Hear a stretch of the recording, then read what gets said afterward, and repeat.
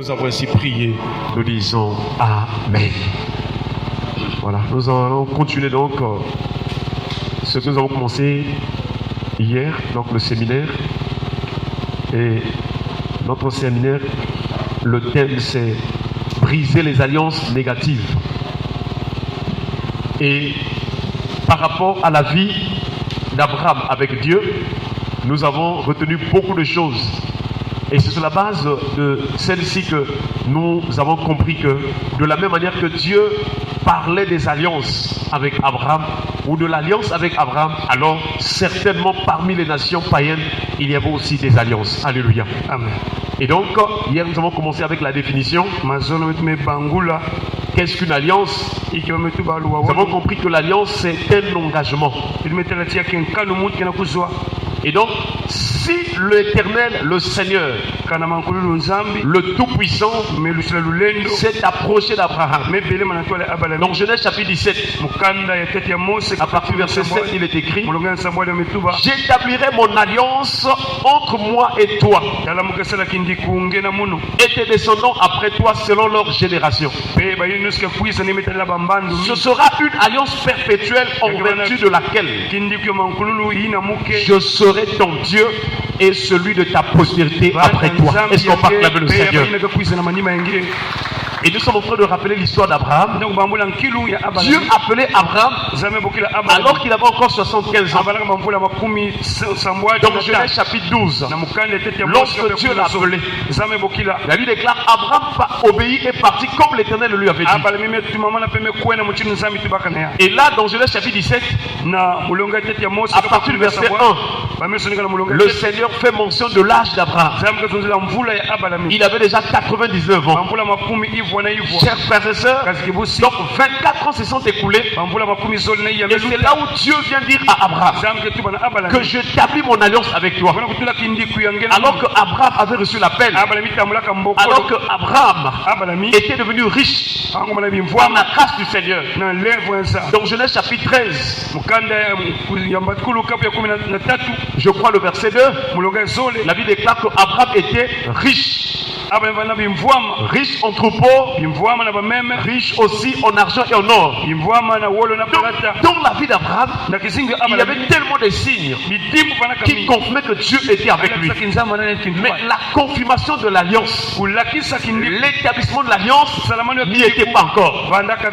Chers frères et sœurs, Dieu peut nous accorder grâce dans un domaine ou dans l'autre, mais nous devons arriver jusqu'à l'établissement de l'alliance avec Dieu. L'alliance donc c'est un engagement. C'est un engagement que Dieu prend pour venir vers une personne, vers un peuple et aussi vers l'humanité. Et gloire à Dieu pour Abraham. Dieu s'est décidé de venir vers lui. Nous prions ce soir que tu fasses une rencontre avec Dieu, que le Seigneur vienne vers toi, que le Seigneur établisse son alliance avec toi, et qu'ainsi à travers l'alliance que l'on sache que l'Éternel Dieu est ton Dieu. Et on va acclamer le Seigneur. Chers frères et sœurs, c'est un moment extraordinaire pour Abraham. Dieu s'est décidé d'établir son alliance avec Abraham.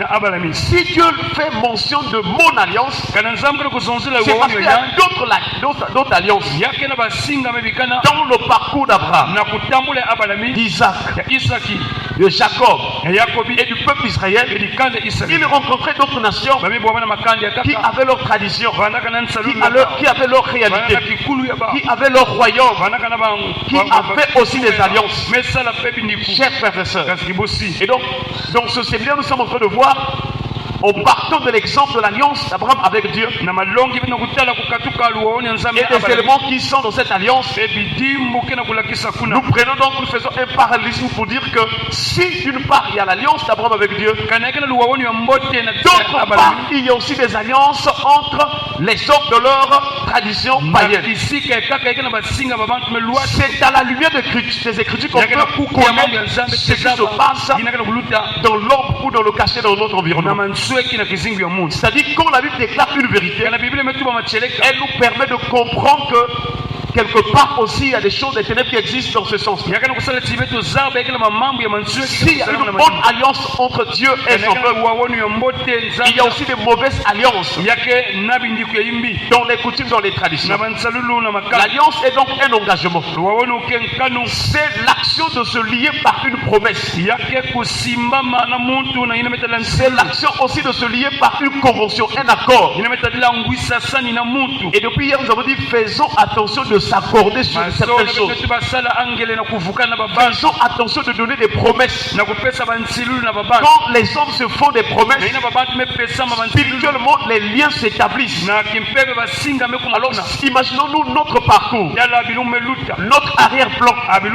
Combien de promesses avons-nous faites? Combien de promesses avons-nous faites aux gens dans nos relations amicales, relations peut-être conjugales? Il y a d'autres aussi qui étaient dans un foyer, qui sont rentrés dans un autre foyer, qui sont sortis. Quelles sont les alliances qui nous réclament? Là où il y a une alliance, il y a un engagement. Et là où il y a un engagement, il y a nécessairement un lien. Mais ce soir, nous ne sommes pas venus pour te condamner. Nous prions le Seigneur qui nous brise les alliances, qui nous brise les liens qui nous réclament. Nous prions que le Seigneur nous libère de toutes les promesses, les vœux que nous avons faits pendant le temps d'ignorance. Que le Seigneur nous en délivre au nom de Jésus. Chers frères et sœurs, nous voyons donc il y a certaines personnes qui peuvent se lier par des promesses de mariage, des promesses de parole d'amour, de fécondité. Avec toi on mettra au monde. Voilà, si tu avais prononcé cela avec une personne et vous ne vous revoyez plus avec la personne, il y a peut-être un lien qui est là. Chers frères et sœurs, nous voyons que l'alliance lie la personne, ou bien les personnes qui se sont engagés ensemble. Toujours dans l'alliance, nous voyons un élément important, c'est la promesse. Qui dit promesse dit parole. Les paroles prononcées, les paroles que les gens ont libérées. La Bible déclare que la mort et la vie sont au pouvoir de la langue. Quiconque l'aime en mangera le fruit. En tant qu'enfant de Dieu, nous devons faire attention aux paroles qui sortent de notre bouche. La Bible déclare que chacun sera jugé même de toute parole vaine qu'il aura prononcée. Même si c'est dans la blague, dans l'amusement. J'étais en train de blaguer, mais c'est une parole qui est sortie. Alors il faut priser, il faut demander pardon au Seigneur et demander que le Seigneur annule cela. Dans Genèse chapitre 18, le verset 19. Il est écrit, car je l'ai choisi. Donc Dieu est en train de continuer à partir du moment où il a établi l'alliance. Dans Genèse chapitre 17, verset 10, il est en train de continuer de parler avec Abraham sur les éléments liés à l'alliance. Et donc dans Genèse chapitre 18, le verset 19, Dieu avait déjà dit que cacherai-je à Abraham ce que je veux faire? Si tu es en alliance avec Dieu, lorsque un événement veut arriver, lorsque une situation veut arriver, le Seigneur te donnera l'information. Alléluia. Il te parlera à travers les visions, à travers les sons, à travers les situations.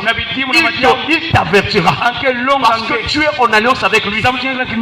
Il n'acceptera pas que l'ennemi te surprenne. Les psaumes, il est dit dans le psaume 89, verset 21 à 22. Ou bon, prenons 21 à 25. Il dit, j'ai trouvé David mon serviteur. Nous savons que David avait l'alliance avec Dieu. Et l'alliance de David avec Dieu, le signe en était la royauté. Il avait promis à à David que l'un de ses descendants sera roi. Éternellement. Il avait dit à David que tu ne manqueras pas de successeur. Donc à perpétuité, il y aura toujours la royauté. Là,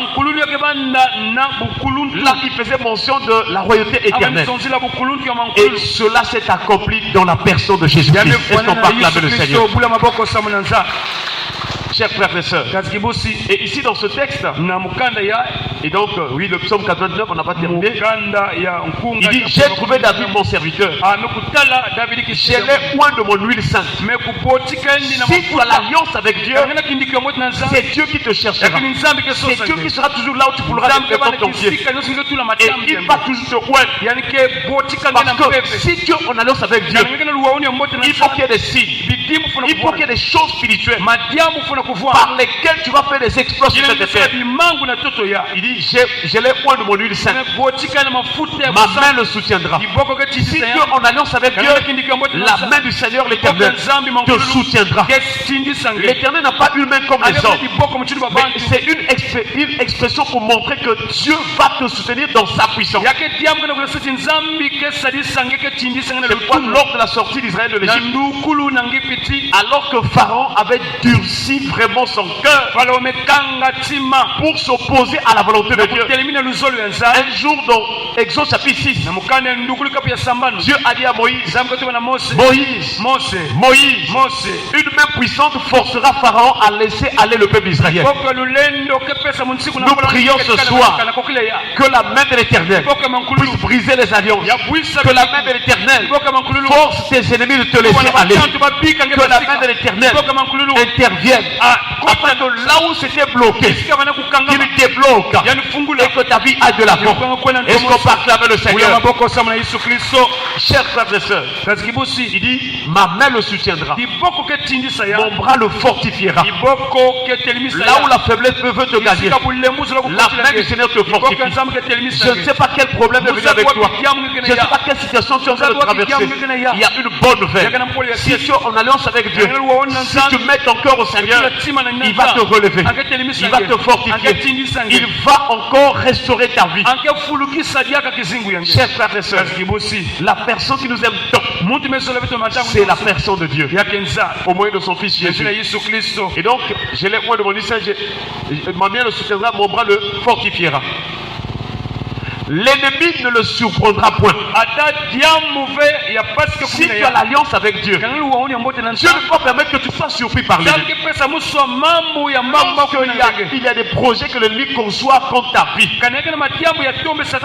Alors Dieu se lèvera toujours pour t'avertir, pour élever une muraille, afin que tu ne sois pas surpris par l'ennemi. Que tous les mauvais desseins soient renversés au nom de Jésus. Que tous les mauvais projets soient anéantis au nom de Jésus. Que tous les plans de l'ennemi cette année contre ta vie soient nuls et sans effet. Que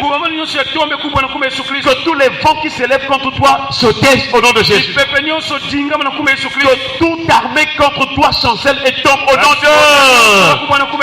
Est-ce qu'on peut acclamer le Seigneur? Nous avons tout pleinement en lui. Quelle que soit la situation, quel que soit le problème, notre Dieu n'est pas un Dieu mort. Il est vivant.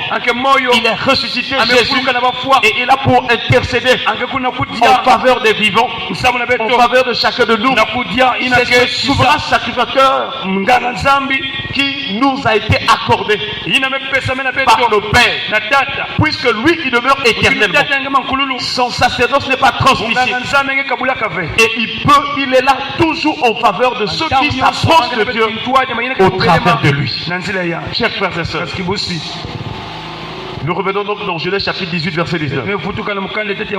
Car je l'ai choisi. Ça c'est Dieu qui dit, j'ai choisi Abraham afin qu'il ordonne à ses fils et à sa maison après lui de garder la voie de l'Éternel en en pratiquant la droiture et la justice, à longueur de journée et même les nuits de prière, les gens prient beaucoup. C'est une très bonne chose. Mais ce qui touche le cœur de Dieu, c'est lorsque nous mettons en pratique sa parole, lorsque nous marchons la droiture, lorsque nous pratiquons la justice, lorsque nous faisons ce qui est de la volonté du Seigneur, lorsque nous obéissons à ce qu'il nous commande de faire. Dans Luc chapitre 6, le verset 46, il dit: pourquoi m'appelez-vous Seigneur, Seigneur, et ne faites-vous pas ce que je vous commande? Prier, c'est une très bonne chose, mais obéir, c'est mieux. Est-ce qu'on peut acclamer le Seigneur? Chers frères et sœurs, que Dieu nous donne ce cœur qui pratique la droiture et la justice. Et la récompense, c'est quoi? Il dit: et qu'ainsi l'Éternel accomplisse en faveur d'Abraham les promesses qu'il lui avait faites, Dans ce texte, nous voyons quelques éléments qui touchent aussi à l'alliance. Il dit: car je l'ai choisi. Première chose, le choix. S'il y a une bonne alliance en Dieu, où Dieu nous choisit, il y a aussi une mauvaise alliance dans laquelle on peut choisir une personne. Je ne sais pas dans ta vie, quelle est la mauvaise alliance? Peut-être de la famille, peut-être que c'est toi qu'on avait choisi, c'est elle, c'est en elle qu'on va laisser, peut-être un totem.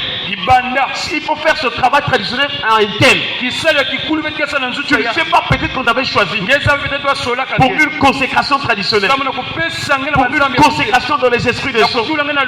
Quand tu étais né, qu'est-ce qui s'est passé dans ta vie? Parfois tu te dis: ah, mais moi je prie, mais pourquoi cette situation-là? Commence à demander la révélation.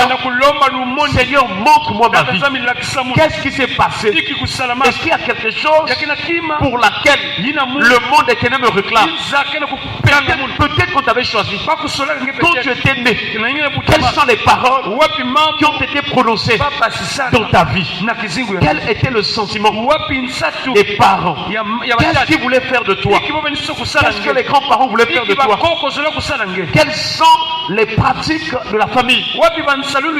Chers frères et sœurs, beaucoup de gens ont été choisis pour autre chose. Mais maintenant qu'ils ont connu la voix du Seigneur, les esprits de ce choix-là sont en train de les réclamer. Chers frères et sœurs, je ne suis pas venu pour te condamner, mais quand Dieu nous donne une vérité, c'est pour que nous sommes priés et nous en sortir de ces influences-là. Chers frères et sœurs, est-ce que tu as le choix d'un milieu, d'une tradition, d'un village? Je ne sais pas. Est-ce qu'on t'a choisi quelque part? Donc, de la même manière que Dieu a choisi Abraham, de l'autre côté aussi on fait des choix. C'est un tel qu'on a choisi, c'est un tel qui doit mourir à telle période, à tel âge. Mais ce soir, nous annulons tous les projets uniques contre ta vie au nom de Jésus. Tout choix qu'on a fait contre ta vie, choix de la mort, choix de la stérilité, un tel ne mettra pas au monde. Elle sera seulement dans la débauche pour nous apporter l'argent. Un tel ne sera pas dans un foyer pour nous apporter de l'argent. Mon frère, ma soeur, qu'est-ce qui se passe? Un tel va travailler, mais son argent servira pour la famille. Ce soir, tout ce qui a été fait contre toi, le choix qu'on avait fait sur toi pour t'empêcher de jouir du bonheur, que ce choix-là soit anéanti au nom de Jésus. Je ne sais pas quel choix on a fait dans ta vie. C'est le temps de se lever dans la prière. C'est le temps d'anéantir les œuvres des ténèbres. L'avantage que nous avons, c'est d'être en Christ. Si quelqu'un est en Christ, il est une nouvelle créature. Les choses anciennes sont passées. Non plus de force, non plus de puissance. Même s'il y a une réclamation quelque part, celui qui est en Christ, lorsqu'il va invoquer le nom du Seigneur, il sera délivré, il sera sauvé, il sera libéré, il sera plus que vainqueur, et que toute influence négative quittera sa vie. Je ne sais pas si je me fais comprendre. ce soir. Qu'est-ce qui s'est passé dans ta vie? Est-ce qu'il y a un choix? Est-ce qu'il y a une parole qu'on avait dit qu'un tel, nous allons la consacrer pour tel service, pour telle chose? Quels sont les rêves que tu fais? Est-ce que tu fais des rêves dans les autres? Est-ce que tu fais des rêves dans une réunion? Quels sont les types de rêves que tu fais? Pourquoi c'est seulement toi?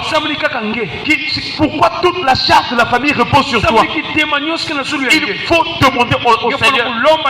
Est-ce qu'il y a un choix qu'on avait fait? Pourquoi tu as toujours ces difficultés-là?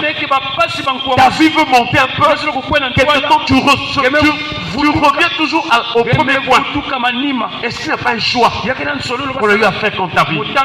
Mais ce soir, que le Seigneur intervienne pour libérer ta vie. Deuxième chose, il dit, car je l'ai choisi, afin qu'il ordonne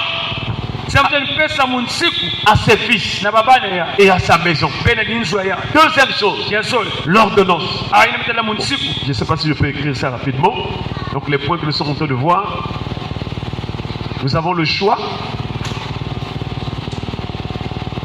Donc nous avons l'ordonnance.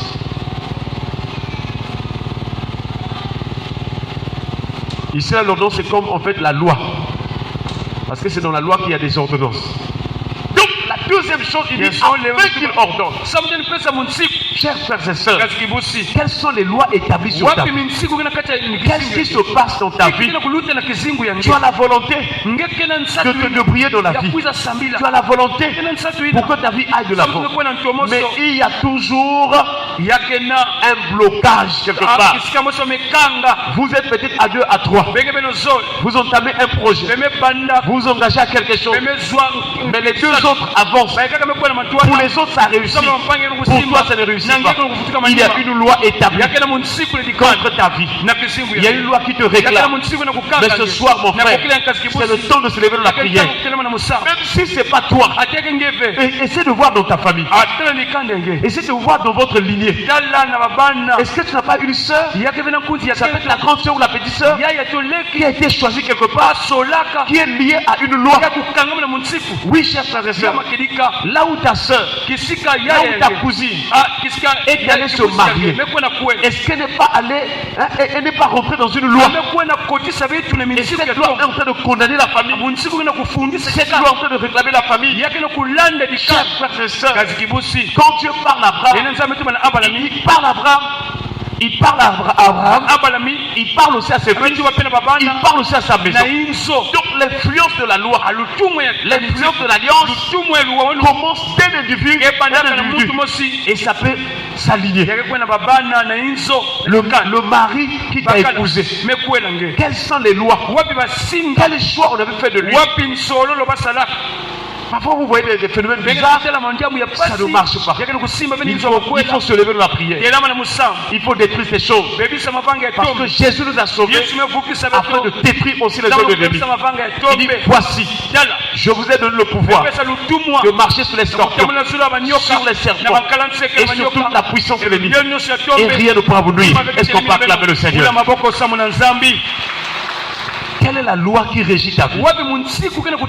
Quelle est l'ordonnance qui bloque ta vie? C'est le temps de réclamer tes droits. Si tu es un véritable chrétien, la Bible déclare, il est effacé. L'acte dont les ordonnances nous condamnaient et qui subsistait contre nous, il a éliminé en le clouant à la croix. Lorsque Jésus est allé à la croix, l'une des plus grandes condamnations pour laquelle Jésus s'est donné à la croix, c'est la condamnation qui nous donnait d'aller en enfer à cause du péché originel, à cause du péché d'Adam et Ève. Nous étions destinés à l'enfer, nous étions perdus. Maintenant, quand nous avons cru en Jésus, son œuvre qu'il a accompli à la croix a brisé cette condamnation. Désormais, nous n'irons plus en enfer. Mais puisque nous sommes encore sur la terre, nous avons des familles, nous avons des gens qui habitent autour de nous. Alors il y a des condamnations, il y a des réclamations, il y a toutes sortes de pratiques que dans notre environnement, ces pratiques-là se font dans le but de nous vouloir nous condamner. condamner ou bien nous empêcher d'entrer dans notre destinée afin que Israël entre dans Canaan. Israël était confronté aux murailles de Jéricho. Pourtant, depuis la sortie de l'Égypte, Dieu avait donné la promesse. Israël est passé de nation en nation. Il était vainqueur. Les autres nations avaient peur d'Israël parce qu'ils reconnaissaient en Israël la puissance de Dieu. Mais pour accéder dans leur destinée, il fallait affronter les murailles. Je ne sais pas quels sont les obstacles dans ta vie. Voilà pourquoi il faut se lever de la prière. Et la Bible déclare, c'est par la foi que les murailles de Jéricho furent écroulées. Pendant qu'on a dû faire le tour 7 jours. Or, la foi dont on parlait, c'est notre foi en Jésus. Si tu crois en Jésus, tu as l'autorité, tu as le pouvoir de renverser, de détruire ce qui était placé contre ta vie. Est-ce que dans tes activités, il y a une muraille? Qu'est-ce qui se passe pour ton mariage, pour ton travail, pour ta vie de prière? Pourquoi tu n'arrives pas à avoir un bon régime de prière? Est-ce qu'il y a un obstacle de la famille, ou du quartier, ou de la parcelle, ou de l'environnement où tu te trouves? Quels sont les obstacles? Je voudrais te dire ce soir, Jésus t'a sauvé pour que tu sois plus que vainqueur. Et la Bible déclare, mais dans toutes ces choses, nous sommes plus que vainqueurs par celui qui nous a aimés. Est-ce qu'on peut acclamer le Seigneur? Et un vainqueur ne lâche pas. Il gagne toujours. Un vainqueur dans ce sens, c'est un héros. C'est-à-dire une personne dans laquelle Dieu a placé sa puissance afin que par cette personne, l'on reconnaisse la gloire de Dieu, la puissance de Dieu. Et c'est toi que Dieu t'a choisi. S'il a choisi Abraham, ce soir, Dieu t'a choisi. Est-ce qu'on peut acclamer le Seigneur? Nous allons prier le Seigneur. Nous allons remercier le Seigneur pour sa parole, pour cette parole qui nous a encore bénis, qui nous a éclairés sur l'alliance. Nous allons remercier le Seigneur pour sa parole. Élevons-nous en priant le Seigneur au nom de Jésus. Merci Seigneur pour ta parole. S'il te plaît, Dieu notre Père, ce soir, nous t'en sommes infiniment reconnaissants. Nous te disons merci Seigneur, parce que cette parole nous éclaire là où nous étions ignorants. Cette parole nous éclaire là où l'alliance